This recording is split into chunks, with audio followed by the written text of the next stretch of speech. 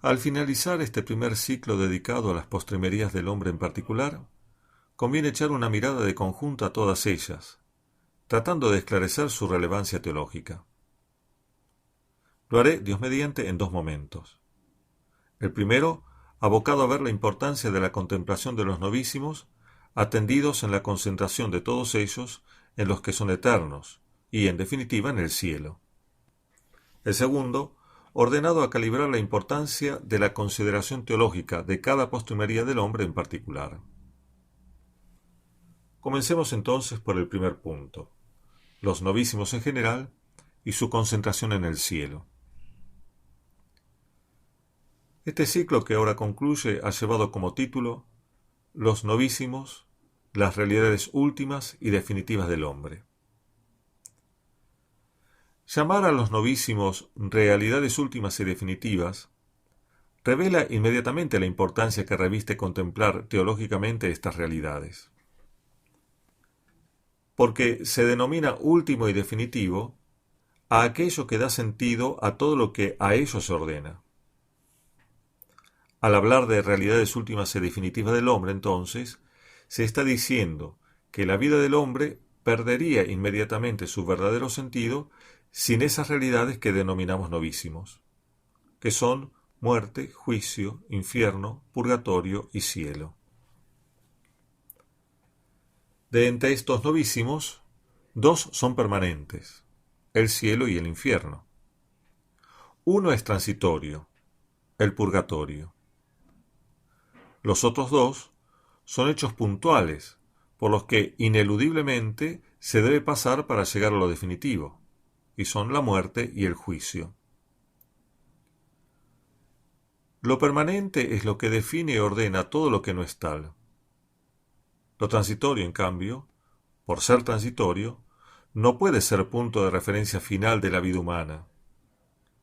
Y lo puntual, aunque de algún modo sea punto de referencia final de la vida humana, por ser el instante en que se decide la cualidad de lo definitivo, se muestra decisivo para el ser humano solo en relación a lo que es irrevocable.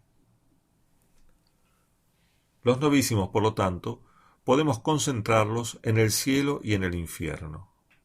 Todos los demás se ordenan a ellos.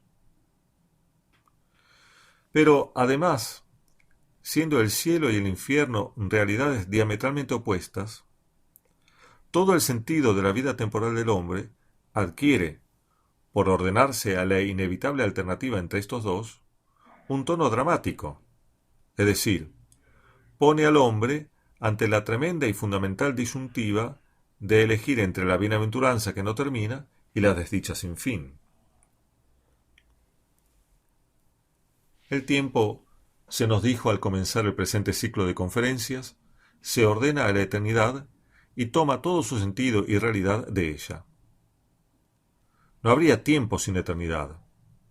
No sólo porque únicamente desde la eternidad es posible explicar la realidad fáctica del tiempo, sino también porque su carácter dinámico sólo puede explicarse por su ordenación teleológica a la eternidad. La eternidad, entonces, sostiene, ordena y finaliza la realidad temporal. Sin ella, lo pasajero, lo efímero y caduco agotaría toda la realidad, tornándola asfixiante. De aquí que, para nosotros, adquiere importancia vital considerar las realidades últimas, es decir, aquellas que no pasan porque son definitivas. Esto es, valga la redundancia, realidades que definen definitivamente, es decir, que definen para siempre la situación del hombre que ha dejado su peregrinación temporal. Por el contrario, sería literalmente ruinoso para el hombre peregrino absorber lo eterno en el tiempo, haciendo, como si lo permanente no existiera, de lo temporal y pasajero la única realidad. Y esto no es una posibilidad meramente teórica y abstracta.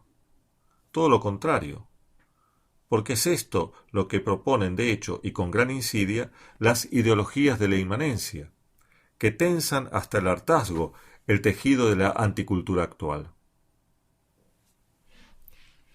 Pero si así lo hiciera, si el hombre viviera solo dentro del horizonte temporal de su vida terrena, sin referirse a un más allá permanente y definitivo, se haría esclavo de lo perecedero. Y como lo efímero, a pesar de lo mucho que el hombre quiere ignorarlo, no existe sino por lo eterno, aquella esclavitud se tornaría para él en un anticipo temporal del confinamiento sin fin del infierno, donde el extravío de su vida terrena cuajaría en una desdicha interminable. Es para evitar esta trágica situación que importa grandemente contemplar con asiduidad las realidades últimas y definitivas, que son las postrimerías del hombre, como siempre lo aconsejaron los autores clásicos de espiritualidad cristiana. Los novísimos, entonces, no sólo marcan el término de la vida temporal del hombre, sino también, orientándola, la cargan de sentido, a la vez que desvelan su hondo dramatismo, habida cuenta de la posibilidad real de fallar en la meta. Hasta aquí hemos pensado las postrimerías como el término que da sentido y orienta la realidad temporal del hombre. Pero también podríamos considerarlas a esas postrimerías bajo el signo del espacio. Así, los novísimos no sólo se nos revelan como culminación del tiempo, sino también como lugar definitivo, aunque la categoría de lugar haya que aplicarla en este caso con la debida atención a la predicación analógica. Así como la recta concepción del tiempo y su uso conducen a la eternidad feliz, así también el cielo es el lugar definitivo donde desembocará nuestra peregrinación terrena, si se la lleva a cabo con rectitud moral. Para entender el sentido teológico de esta afirmación conviene remontarse a los orígenes mismos de la humanidad. El libro del Génesis nos narra que Dios, cuando creó a Adán, lo colocó en el paraíso terrenal, que había adornado magníficamente para su criatura más querida, haciendo brotar de su suelo toda clase de árboles. Ese mismo libro nos narra cómo, por su pecado, el hombre fue expulsado de ese paraíso. La palabra empleada para describir el terreno en que Dios pensó que se desarrollase la vida humana, la traducimos por suelo. Este suelo delimita el ámbito del hogar y del cuidado divino, el espacio de la comunión con Él. Es un lugar sagrado que, herido por el pecado de nuestros primeros padres, ya no brindaría sus frutos al hombre sin la mediación del sudor de la frente. En este suelo nacieron los primeros hijos de Adán y Eva, Caín y Abel. El relato bíblico también nos indica que el castigo de Caín por haber matado a su hermano Abel fue deambular errante por la tierra. La palabra en este caso empleada para designar el ámbito de su vagabundeo la traducimos por tierra. Así, en efecto, habla Caín a Dios luego de recibir su merecido castigo. Hoy me echas de este suelo y he de esconderme de tu presencia, convertido en vagabundo errante por la tierra. La profundización del pecado convirtió aquel suelo creado por Dios en tierra, pero sin anular el ansia por volver a establecerse en el espacio que Dios preparó para el hombre. En efecto, Caín experimenta su deambular errático por la tierra como una verdadera pena. No lo viviría así si no anidara en él la nostalgia de lo que perdió.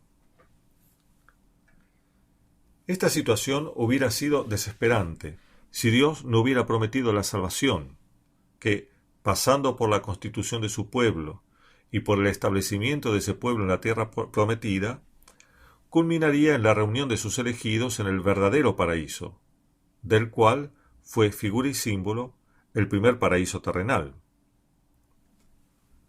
Los novísimos, en particular el cielo, nos muestran el término del peregrinaje terreno al que la misericordia de Dios nos ha ordenado. Sin él, nuestra suerte hubiera sido como la de Caín y peor aún. El cielo, entonces, no es solamente la eternidad que acaba la peregrinación temporal del hombre viador, sino también el lugar definitivo de la nueva creación, en la que el nuevo Adán, Jesucristo, reina eternamente, saciado ya plenamente con el fruto del árbol de la cruz, que es el verdadero árbol de la sabiduría, identificado allí en el cielo con el árbol de la vida, fruto que es la vida de resucitado. Este cielo, así entendido, con toda la carga cristológica que una consideración meramente temporal de los novísimos no nos dejaba ver con claridad, es el espacio vital al que se ordena la vida humana, y da sentido no sólo a la existencia del hombre, sino también a toda la creación. Dios, en efecto, nunca pensó al hombre sin su lugar. Dios nunca lo pensó sino como destinado a este lugar sagrado de la comunión íntima con Él en su Hijo Jesucristo. Lugar, además, permanente. Y porque así lo pensó en su designio de amor, cuando lo creó, lo colocó en el paraíso terrenal, imagen y anticipo de lo que habría de finalmente darle. Dios gusta de anticipar lo definitivo en realizaciones parciales y transitorias, que señalan el modelo del cual derivan. Hay como una estructura profética en la historia de la salvación, que la revelación divina nos fue develando paulatinamente hasta su culminación en el Verbo hecho carne. Estructura profética que hace que la historia avance de tipo en antitipo hasta alcanzar su realización última y plena. Y cuando el hombre por su pecado perdió esa dicha primitiva, Dios no lo abandonó en su extravío, no le cerró el horizonte de eternidad bienaventurada al que lo había destinado desde el comienzo, sino que hizo del mal paso que había dado un nuevo sendero que lo condujera a su meta sobrenatural. El camino que conducía al hombre inexorablemente a su perdición fue cambiado por Dios en senda que conduzca a la vida eterna. Pero como el hombre no perdió por su pecado la capacidad de elección, como el pecado no derogó su libre albedrío, la libertad que tuvo para pecar habrá de ser también la libertad que tendrá que ejercer para alcanzar la salvación. Por eso, aunque a pesar del pecado el cielo siga siendo la meta hacia la cual Dios dirige al hombre desde su creación, eso no quita que, luego del pecado, desaparezca del horizonte de su vida la posibilidad real de la condenación. La fidelidad de Dios a sus promesas no impide la infidelidad del hombre. Por eso, si el hombre no se ordena efectivamente al cielo, su peregrinación terrena se transforma en caminar errático, cuya desembocadura no hará sino sancionar de manera definitiva el sinsentido de una vida alejada de los caminos de Dios. Pensar en el cielo, por lo tanto, tiene efecto rectificador de la vida y colma efectivamente de sentido la peregrinación del hombre por este mundo, haciendo de esta peregrinación no sólo un paso para un más allá bienaventurado, sino también un anticipo donde pueden pregustarse las delicias de la patria definitiva. La contemplación de los novísimos, por lo tanto, especialmente la del cielo, no tiene efecto alienante, como alguno podría pensarlo, al considerar que concentra nuestra mirada más allá de este mundo. Por el contrario, una marcha sin meta no es más que vagabundeo. La consideración del cielo y de la muerte, la del juicio y del infierno, ubicando cada cosa en su propio valor, e impidiendo que el hombre erija en ídolos falsos las efímeras realidades terrenas, nos permite convertir esta tierra de valle de lágrimas en gozo anticipado de la bienaventuranza eterna.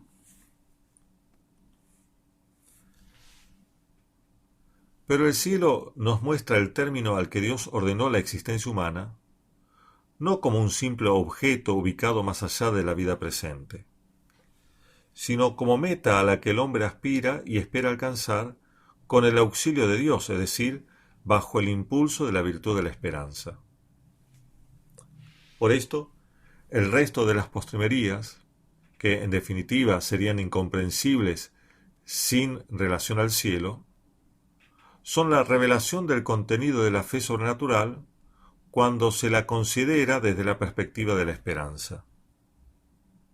En efecto, la fe puede ser atendida en sí misma, y el resultado de esta consideración es la doctrina de la fe, es decir, el conjunto de las verdades en que creemos y que se encuentran resumidas en las distintas formulaciones del credo o símbolo de la fe. La fe también puede ser considerada desde la caridad. Así, el contenido de la fe se traduce en la vida moral, resumida en los mandamientos de Dios, según la versión más plena que de ellos Jesucristo nos da en los Evangelios, y en las bienaventuranzas. En fin, la fe puede ser atendida también desde la virtud teologal de la esperanza, y esta consideración se resuelve en la verdad sobre los novísimos. Contemplar las realidades últimas y definitivas es, entonces, un importante y fructuoso ejercicio de la esperanza, así como cumplir los mandamientos es un resumen de la caridad, y la profesión de la fe se condensa en el credo. Pero esperar, como acto de la virtud de la esperanza teologal, no es aguardar la llegada de algo que aún está lejos. Esta actitud meramente pasiva es en realidad una caricatura de la verdadera esperanza, que peca también contra la caridad a fuerza de indiferencia. Porque si el corazón está encendido en la caridad, la esperanza no puede ser un esperar pasivo. La virtud teologal de la esperanza informada por la caridad anhela ardientemente la meta del cielo y tiende positivamente hacia ella, apoyada en la gracia de Dios. La consideración de los novísimos, por lo tanto, ayuda a templar el alma con la buena atención de la esperanza teologal. La contemplación de las realidades últimas y definitivas impulsa activamente hacia el cielo. Ayuda a traspasar la muerte con el vigor de los que tienden decididamente a Dios, y permite afrontar la verdad rigurosa del juicio confiando en la infinita misericordia divina. Pasemos entonces a considerar los novísimos en particular. Estas consecuencias que acabamos de describir no son las únicas consecuencias positivas de la contemplación de las realidades últimas y definitivas. Podemos desglosar algunas más, prestando atención particularmente a cada una de las postrimerías, y la primera de ellas que el hombre debe afrontar es la muerte. La muerte, nos dice la fe, es consecuencia del pecado. Cuando Dios creó al hombre, le dio la posibilidad de no morir. Pero el ser humano perdió esa posibilidad por su pecado, y así, ahora, toda la humanidad está sometida al poder de la muerte.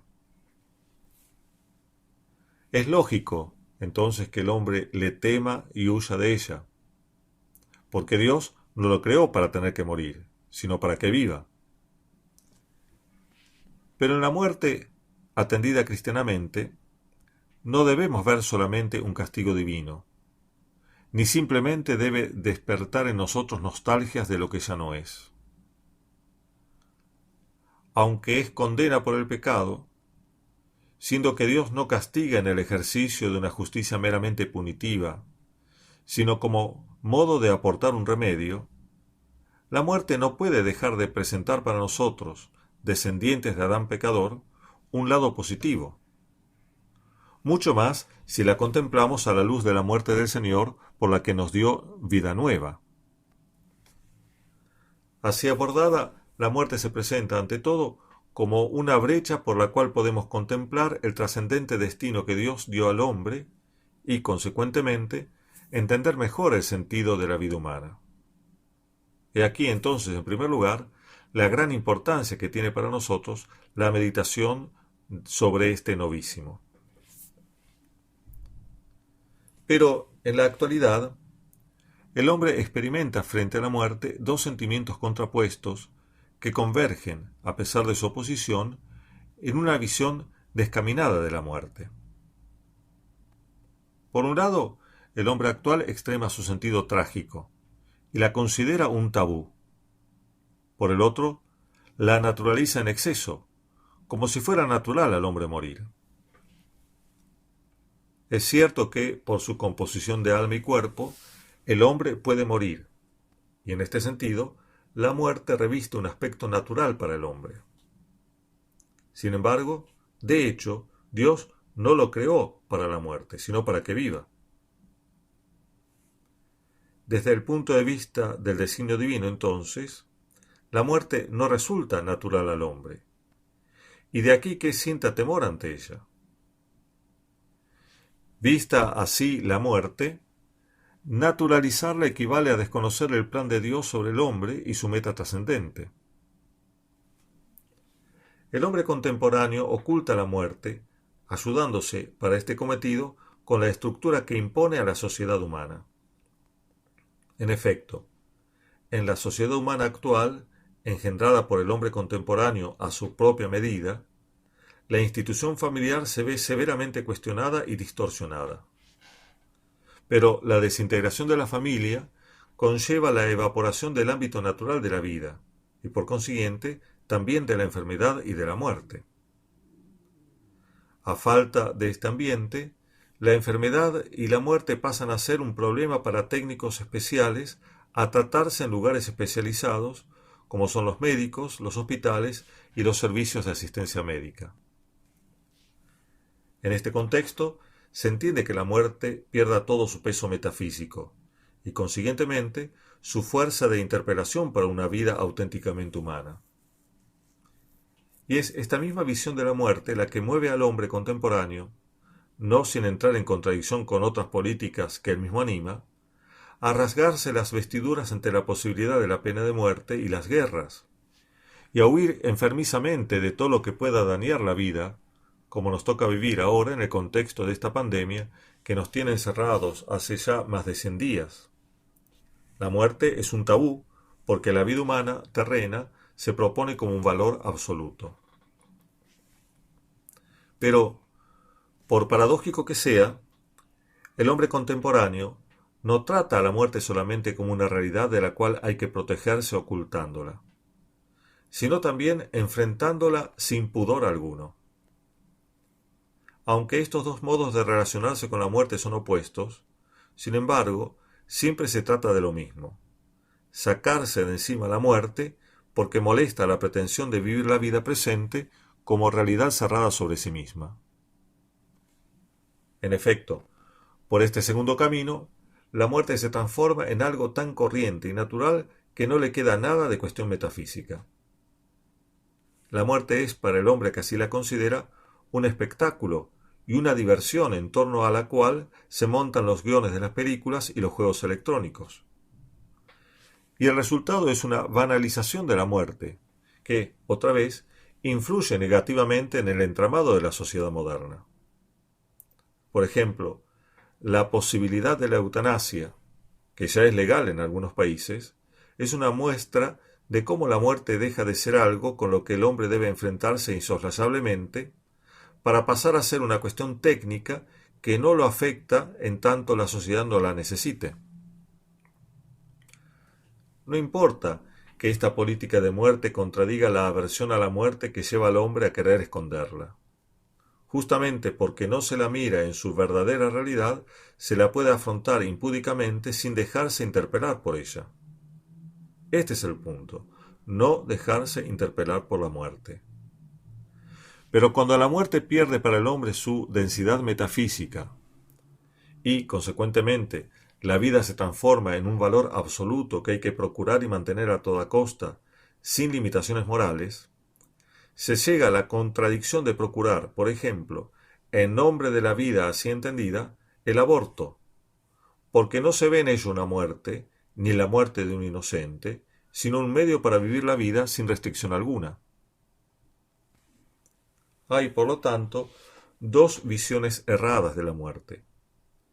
la que la considera como un hecho tremendo que debe ser ocultado, la que la ve como algo banal con la que se puede jugar.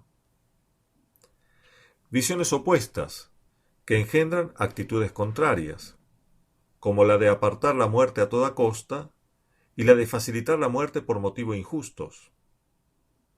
La de indignarse por la vida arrancada violentamente por los actos de inseguridad, que lleva a reclamar visible y multitudinariamente justicia, y la de defender también masificadamente el aborto. Estos dos modos de entender la muerte, aunque contrapuestos, contribuyen a su trivialización y, consiguientemente, a la deshumanización de la vida humana. Pero la muerte es un misterio de orden trascendente, que no puede comprenderse más que desde un punto de vista sobrenatural. Tanto la marginación de la muerte como su banalización confluyen en querer aportar una solución al anhelo de vida que hay en el hombre, pero lo hacen falsamente, porque lo hacen a costa del hombre mismo. Se ve, así, por contraposición, la importancia que tiene para una recta comprensión del sentido sobrenatural de la vida humana la consideración espiritual de este novísimo. El progreso en la ciencia humana no puede aportar una solución verdadera a la cuestión de la vida y de la muerte. Se requiere perentoriamente la reflexión de la fe. Ahora bien, lo que la visión cristiana de la muerte aporta a la humanización sobrenatural del hombre se ha visto en su respectiva clase, de manera que no es necesario volverlo a repetir aquí. Solo presentaré ahora un brevísimo resumen que muestre la importancia teológica de la reflexión cristiana sobre la muerte. A saber, la muerte se ilumina a la luz de la muerte y resurrección del Señor. Cristo, muerto y resucitado, es el verdadero sentido de la muerte. La apelación a la inmortalidad del alma, aun siendo verdadera, no desentraña todo el significado de la muerte. La muerte, por lo tanto, para la fe cristiana, no es un bien en sí misma. El bien es la vida. La muerte, según San Pablo, es el último enemigo que habrá de ser vencido, y lo será, precisamente, por la vida sin fin en el cielo. Lo que la muerte tiene de negativo como castigo por el pecado, Dios lo transformó en camino a la vida. El valor de la muerte, por lo tanto, se descubre a la luz del mundo del cual es puerta. La muerte, por lo tanto, no es la meta para la cual Dios creó al hombre. El ser humano no encuentra el sentido de su existencia en morir. Así lo entienden algunas religiones, en las que la sed de vivir debe ser apagada porque mantenerla engendra el sufrimiento ante la muerte. Pero la fe cristiana va en sentido diametralmente opuesto. Cierto, no glorifica la muerte, sino que la suprime por la resurrección. La victoria sobre el pecado que causó la muerte es victoria de la vida sobre la muerte. La cruz de Cristo, por lo tanto, no puede ser tenida como una exaltación de la muerte o una desvalorización de la vida.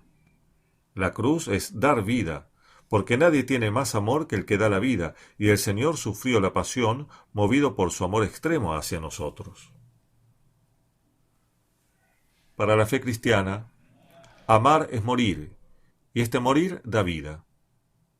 A la luz de este misterio, el ansia de inmortalidad que anida en el corazón de todo hombre no podrá ser satisfecha por la prolongación indefinida de la vida presente, sino por la entrega de ella por amor a Cristo. El que pierda su vida por amor a mí, la encontrará, ha dicho el Señor. La muerte para el cristiano, por lo tanto, es más que el final de su existencia biológica. La enfermedad no amenaza nuestra vida más que el no tomarla cristianamente en serio. Esto es, como vida en la caridad, es decir, en el amor a Dios y, por amor de Él, al prójimo. Si miramos la muerte como el signo de la provisionalidad de la vida presente, la consideraremos bajo un aspecto verdadero, pero no el último. Y tampoco resulta un punto de vista más profundo, aunque también verdadero, contemplar la muerte como el término de la vida biológica. La muerte tiene todo su valor salvífico gracias a la muerte del Señor, cuando se la vive como entrega de la propia vida por amor a Dios. Cuando el hombre contempla la muerte como término de la vida biológica, luchará contra ella obstinadamente, pero sin poder hacer más que retrasarla, jamás evitarla totalmente.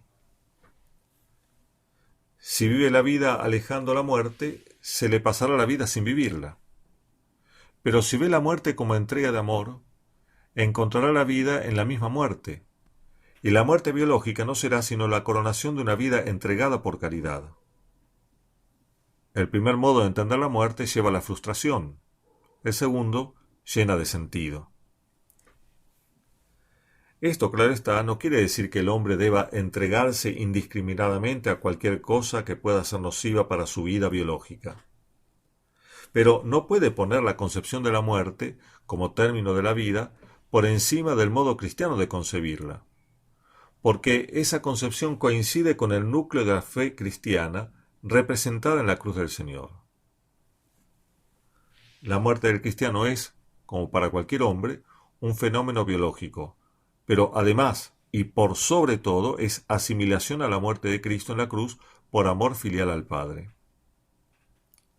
La muerte introducida por el pecado de soberbia de Adán fue vencida por la muerte que Cristo asumió en obediencia al designio salvífico del Padre.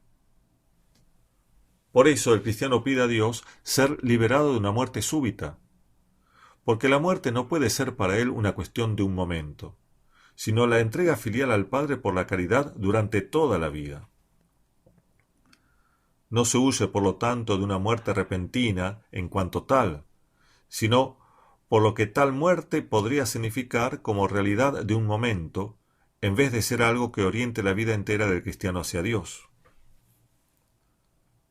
Para el cristiano, la muerte no se reduce al momento de su deceso clínico, ni al hecho de la separación del alma del cuerpo, sino que se da en la participación de la muerte de Jesús a partir del bautismo, entendida como preferencia a la fe, a la verdad y a la justicia por encima de la ventaja del propio provecho.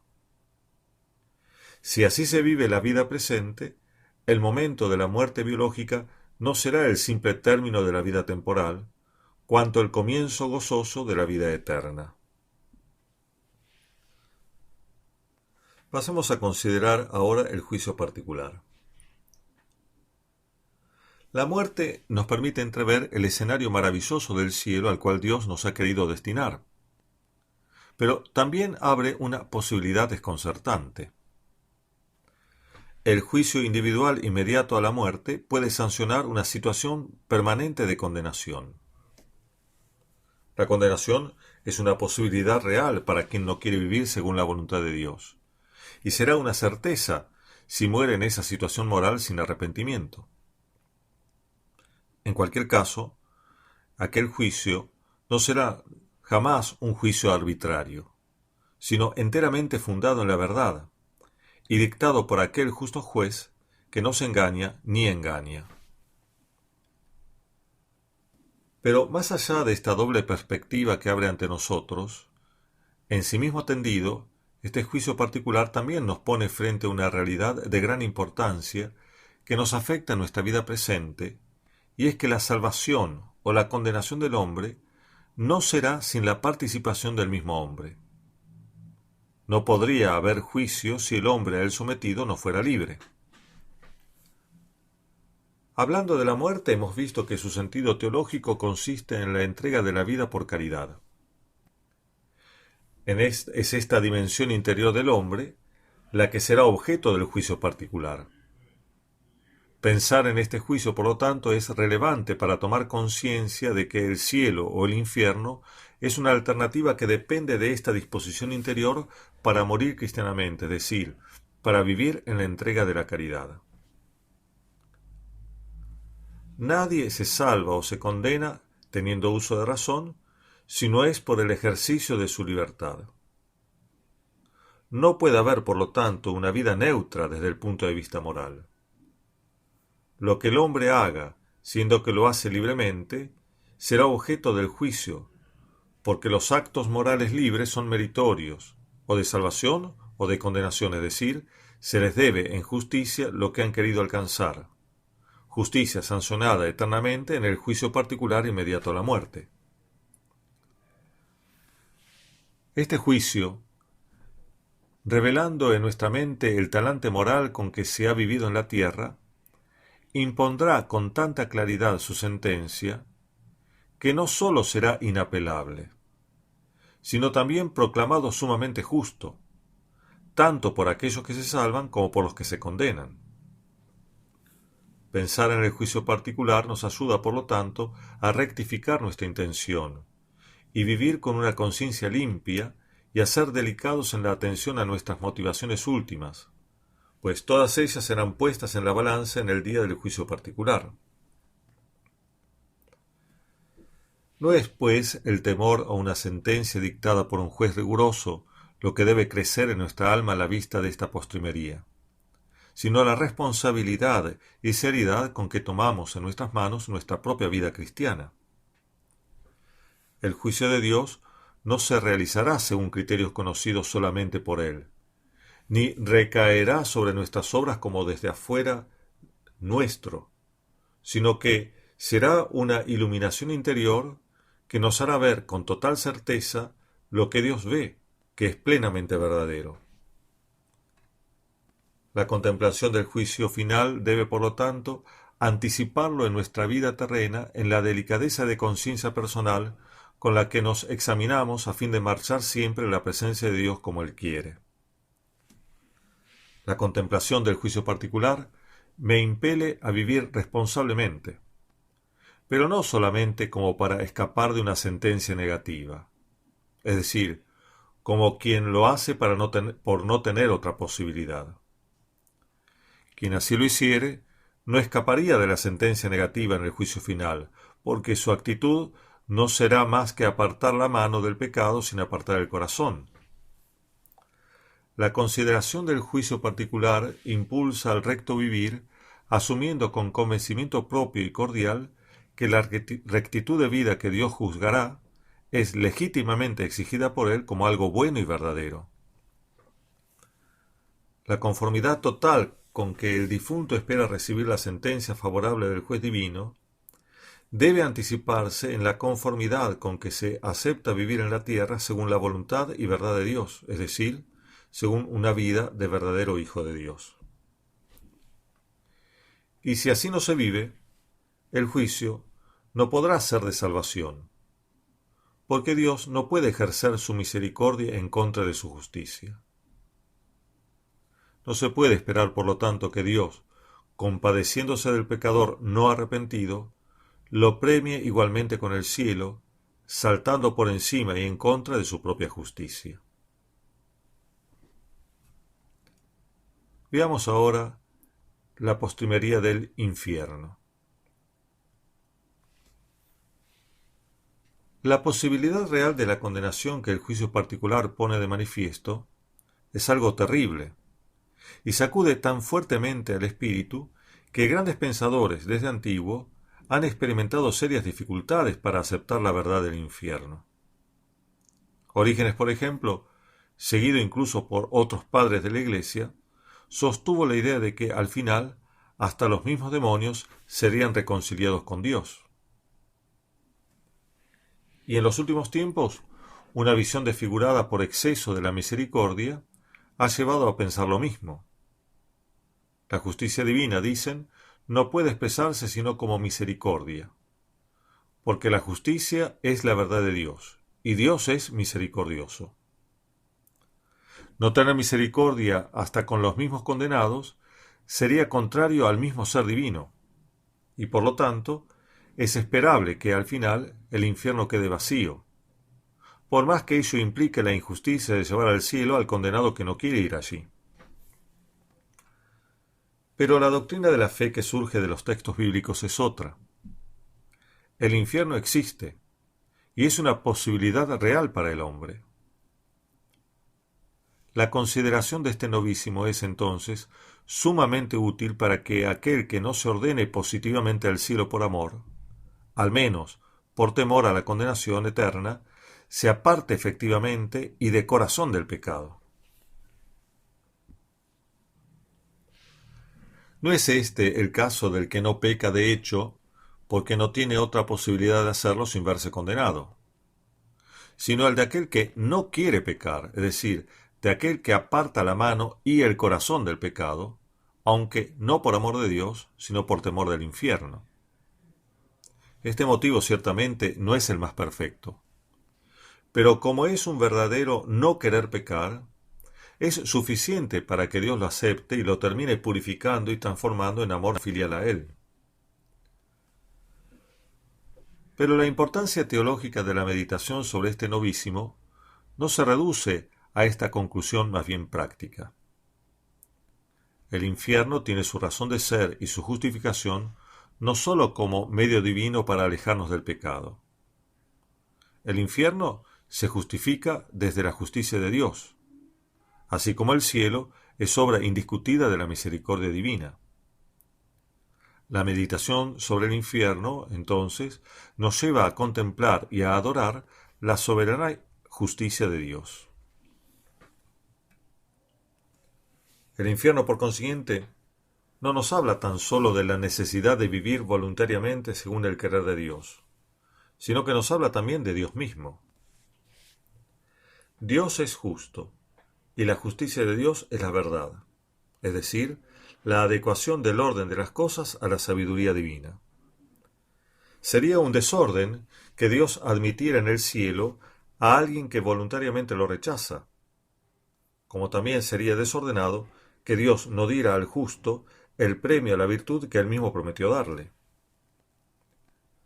Dios es justo, por lo tanto, cuando premia al hombre santo con el cielo, y también cuando condena al infierno al que libremente no quiso recibirlo y murió en su rechazo. El infierno, según esto, nos habla de la verdad que es Dios mismo, y cómo todo lo bueno lo es por adecuarse al querer divino. El infierno, aunque los condenados lo vivan con un mal que sufren, no deja de ser un bien en sí mismo, es decir, el bien de la justicia divina, porque Dios no puede no querer que las criaturas se adecúen libremente a su sabiduría, por la que dispuso que el hombre recibiera en premio o en castigo lo que él mismo voluntariamente eligió en vida. El infierno, por lo tanto, no podría no existir, porque, supuesto que Dios dispuso sabiamente que el hombre se salvara o no según los méritos de su propia libertad, si faltara la condenación eterna, en el cielo deberían ser recibidos incluso los que voluntariamente no quieren ser llevados allí. Pero ello sería desordenado y por consiguiente injusto. El infierno, por lo tanto, es una posibilidad real para el hombre que peregrina en este mundo y una realidad para los condenados, aun cuando nosotros no podamos saber por ahora quiénes lo habitan. ¿Y qué decir sobre el purgatorio? Dios no nos creó para condenarnos, sino para hacernos bienaventurados en el cielo con la visión de su rostro. Dios nos creó para llevarnos al cielo, y sólo los que voluntariamente rechazan la gracia divina se verán privados de este cielo, no porque Dios haya decidido de antemano no dárselo. Al cielo, en cambio, irán los que, recibiendo la gracia de Dios, viven y mueren en su amistad sobrenatural.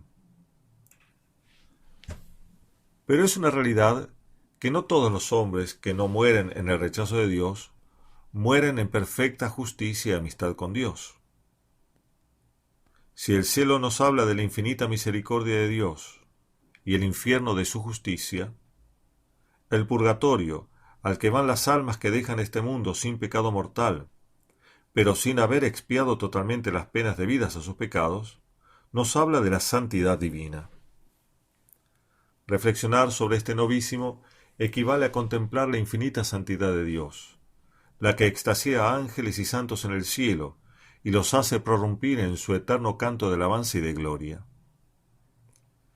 No se trata sólo de la santidad opuesta a toda forma de pecado, aun el más leve, sino también de la santidad infinita, que sólo puede admitir junto a sí al alma que ha satisfecho totalmente por sus pecados.